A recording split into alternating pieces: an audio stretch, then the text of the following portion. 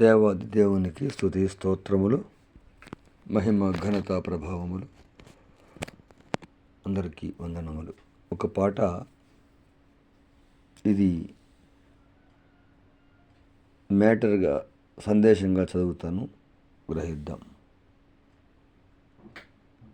పల్లవి.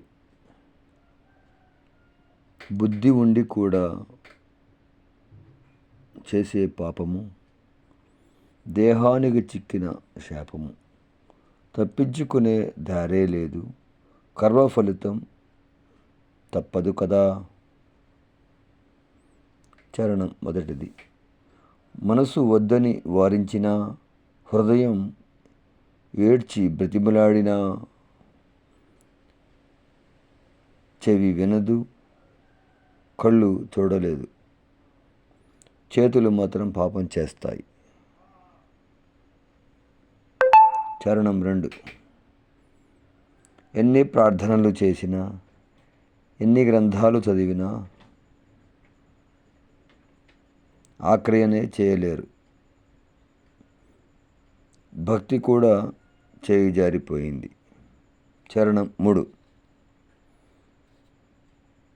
ఎన్ని సిద్ధాంతాలు సరిపోవు, ఎన్ని సంస్కారాలు గుర్తుకు రావు,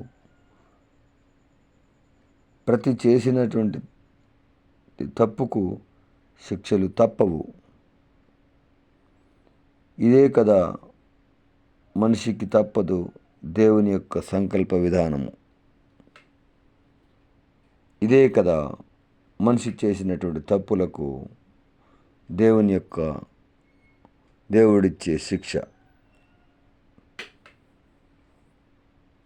బుద్ధి ఉండి కూడా చేసే పాపము, దేహానికి చిక్కిన శాపము, తప్పించుకునే వారి దారే లేదు, కర్మ ఫలితము తప్పదు కదా. ఎవరైనా కానీ ఈ యొక్క పాటకు ట్యూన్ కట్టగలరు.